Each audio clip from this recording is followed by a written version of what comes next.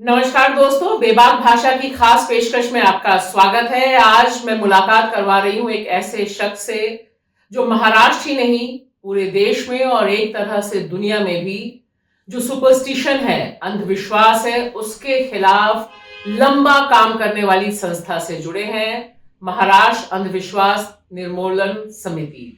और अविनाश पाटिल जी, आप मुंबई में रहते हैं, मतलब महाराष्ट्र में रहते हैं, और आपका स्वागत है बेबाक भाषा में। इसकी एक कड़ी नरेंद्र दाभोलकर से मिलती है। इस संस्था के फाउंडर संस्थापक थे नरेंद्र दाभोलकर जी, जिनकी अंधविश्वास के खिलाफ जो निर्णायक लड़ाई थी, उससे बौखलाहट में आकर हत्या की गई थी और अभी तक इंसाफ पेंडिंग है उस मामले में। यह दर्ज करना बहुत जरूरी है। अविनाश पाटिल जी, बेबाक भाषा में आपका स्वागत है। शुक्रिया।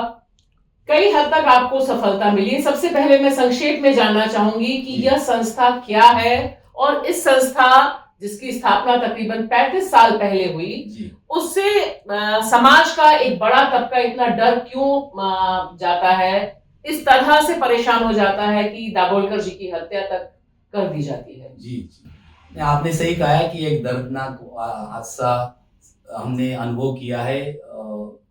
2013 के अगस्त में, जब 20 अगस्त को दाभोलकर की सुबह मॉर्निंग वॉक को जाते हुए हत्या की गई, और जिन लोगों ने ये हत्या की वो सनातन संस्था के साधक रहे हैं, उनके द्वारा उनको वेपन ट्रेनिंग दिए गए हुए यूथ रहे हैं, और ये अभी कानूनन कार्रवाई तक वो बात गई हो, लेकिन फिर भी जो सनातन के संस्थापक है और जिन्होंने ये कॉन्स्पिरेसी की, दाभोलकर पानसरे से लेके कलबुर्गी और गौरी लंकेश, इन सभी की हत्याएं करने में जिनकी साजिश रही है, उनको अभी तक कानून के दायरे में लाया नहीं गया। ये गम, ये शिकवा हमारे मन में कायम रहेगी और उसके खिलाफ हम आवाज उठाते रहे। लेकिन जिस कारण ये दाभोलकर जी की हत्या हुई, डॉक्टर नरेंद्र दाभोलकर को हम शहीद डॉक्टर नरेंद्र दाभोलकर कह रहे थे, क्योंकि अंधविश्वास के खिलाफ और वैज्ञानिक दृष्टिकोण को लोगों में लाने के लिए काम करने वाले पहले शहीद वो होंगे दुनिया के, ऐसा हम मानते हैं।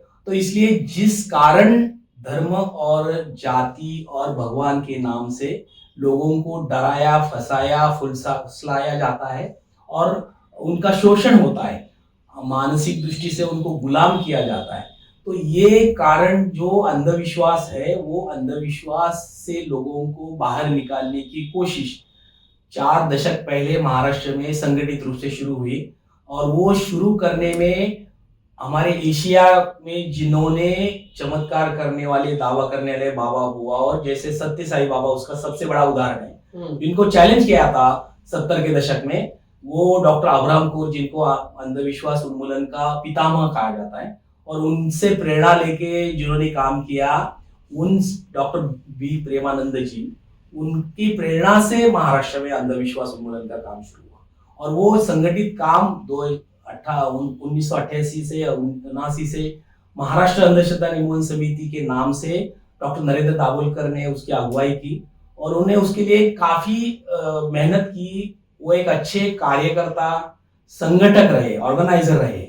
वो एक अंतरराष्ट्रीय दर्जा के कबड्डी खेल के खिलाड़ी रहे हैं। अच्छा, तो जी, जिस तरीके से कबड्डी में शिकस्त और देने की पटकनी जाती है, तो अंधविश्वास के काम में भी उसी का अनुभव उनको फायदेमंद रहा है। और एक संगठक के तौर पे उन्होंने संगठन खड़ा किया, शुरू किया। और मेरे जैसा कार्यकर्ता जब उस समय विद्यार्थी था, छात्र भारतीय संगठन के सोशलिस्ट मूवमेंट से जुड़ा हुआ था, तो उसके साथ उनका लगाव था, इसलिए उनसे संपर्क में आया और फिर अंधविश्वास उन्मूलन का संगठित काम में मैं भी शरीक हुआ।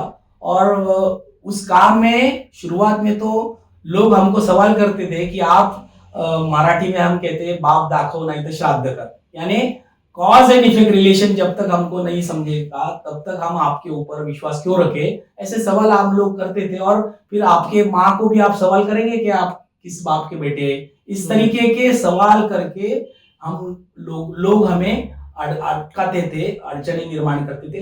लेकिन फिर भी अंधविश्वास ये श्रद्धा के नाम से लोगों को लूटने का एक बहाना है, और उसके लिए चमत्कार मिरेकल्स का इस्तेमाल किया जाता है, और वो मिरेकल्स करने वाले बाबा बुआ ऐसा दावा करते हैं कि हम ईश्वर का, भगवान का, गॉड का प्रेषित का अंश है, यानी उसके आदेश से हम लोगों का भला करने के लिए इस दुनिया में आए हैं, और इसलिए लोगों ने हमारे पास आइए और उनकी समस्याएं हमारे को रखिए, और फिर हम उसके इसीलिए ये एक्सप्लॉयटेशन की एक कड़ी अंधविश्वास की तैयार हो जाती है, और वो तोड़ने के लिए लोगों की सोच बदलना, लोगों को कॉज एंड इफेक्ट रिलेशन, कार्य कारण भाव क्या है किसी भी घटना के, किस वजह से ये जो चमत्कार हो रहा है, इसके पीछे की भी क्या कहानी है, और उसके पीछे भी साइंस कैसे काम करती है, ये समझाने की जरूरत है।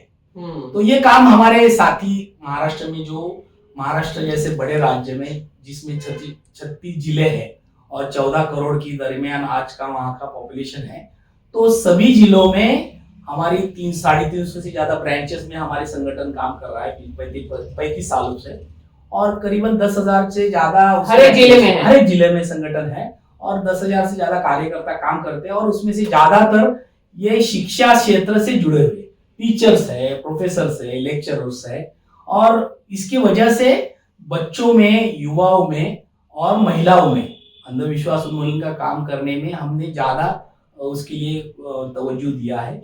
और आज महाराष्ट्र में ये हो रहा है कि मोटा मोटी लेवल पे भूत या प्रेत या नरबली के मुद्दे को लेके, बहानामती को लेके, विच हंटिंग यानी डायन जैसे प्रथाओं को लेके एक कुछ हद तक अवेयरनेस बढ़ा।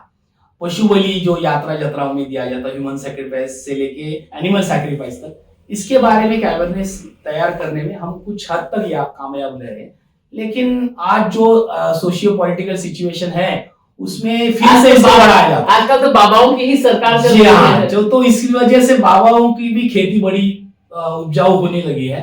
तो महाराष्ट्र में भी इस तरीके से बाबा आज नए नए पैदा हो रहे, और वो स्पॉन्सर है, तो इसलिए एक चैलेंज आज के दौर में अंधविश्वास उन्मूलन का काम करने के लिए तैयार हुआ है। महाराष्ट्र में कानून है, काफी लंबी लड़ाई लड़के आपने कानून जो बनाया।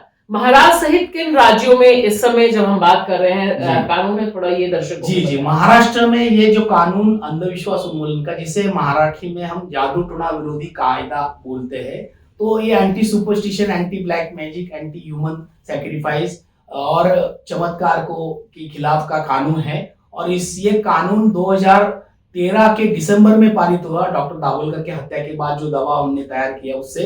लेकिन उसके लिए 18 साल पहले हमने उसकी शुरुआत की थी। 18 साल लगे पहले उसकी शुरुआत की थी 1995 से 2013 तक। तो ये इतना बड़ा दौर उसका रहा, उसके लिए काफी कोशिशें, काफी प्रोटेस्ट हमने किया। और कानून महाराष्ट्र में बनने के बाद कर्नाटक में भी ये कानून पारित हुआ है, उसके लिए भी हमारी संगठन की तरफ से उसका लॉ ड्राफ्ट बनाया गया, और सिद्धरामैया सरकार पिछली जो थी उसने वो पारित किया था।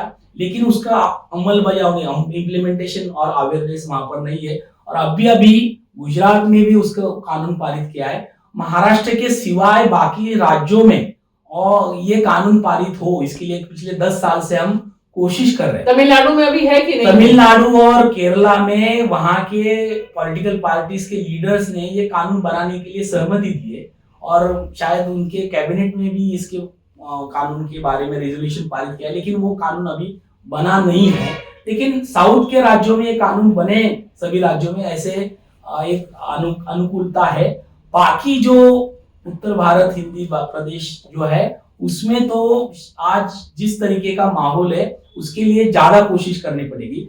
अभी हम नए कानून देश के लेवल पर, भारत के लेवल पर करने के लिए केंद्र सरकार को आह्वान कर रहे, और एक प्राइवेट बिल राज्यसभा में और विधानसभा में रखने के कोशिश अभी लोकसभा में जारी है।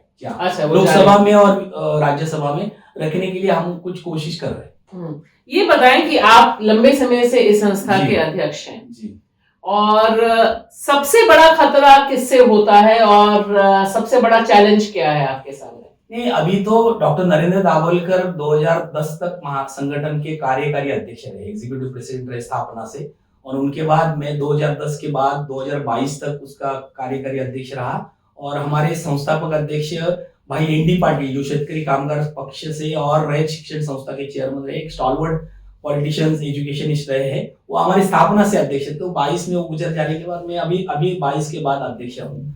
हमारे सामने आज के दौर में अंधविश्वास उन्मूलन के लिए जो एक स्पेस, जो एक खुलापन होना चाहिए, विज्ञान की बात, वैज्ञानिक सोच रखने के लिए सवाल खड़े करना और सवालों का हल ढूंढने के लिए खुलेपन देना, ये जो शिक्षा व्यवस्था में भी और समाज व्यवस्था में भी होना चाहिए, वो अभी बहुत ही कॉम्प्रेस हो गया है, कम वो स्पेस होती जा रही है ऐसा दिख रहा है। और उसका कारण सत्ता में और समाज में जिन लोगों का प्रभाव तैयार हो चुका है, किया गया है। तो अब तो जो सांसद हैं वो बता रहे हैं कि गाय पर हाथ फेरिए और बीपी आपका कम हो जाएगा, गोबर लगा लीजिए। तो दिल्ली में आप बैठे हुए हैं, दिल्ली में एक यूनिवर्सिटी की प्रिंसिपल जो है कह रही, कह नहीं है, खुद गोबर पोत रही है कि इससे ये हो जाएगा। तो ये केंद्र सरकार से और राज्य सरकार से जो जिस तरीके के आयुष मंत्रालय की तरफ से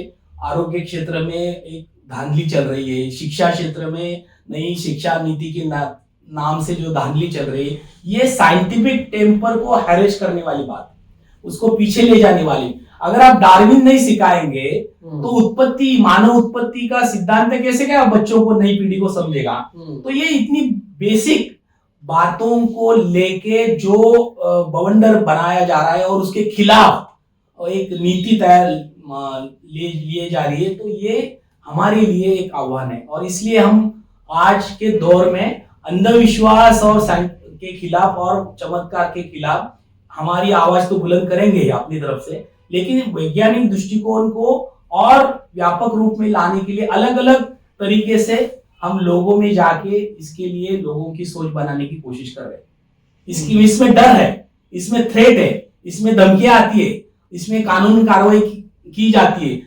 कुछ जगह पर लोगों, कार्यकर्ताओं को मार दौड़ जांच करने की कोशिश, धमकियां दी जाती है, लेकिन फिर भी हमारे संगठन और कार्यकर्ता इसके लिए अपनी कोशिश जारी रख रहे हैं। चलिए, बहुत बहुत शुक्रिया बातचीत करने के लिए, और हम अंधविश्वास के खिलाफ अपना सिलसिला जारी रखेंगे। जरूर, शुक्रिया, जिंदाबाद।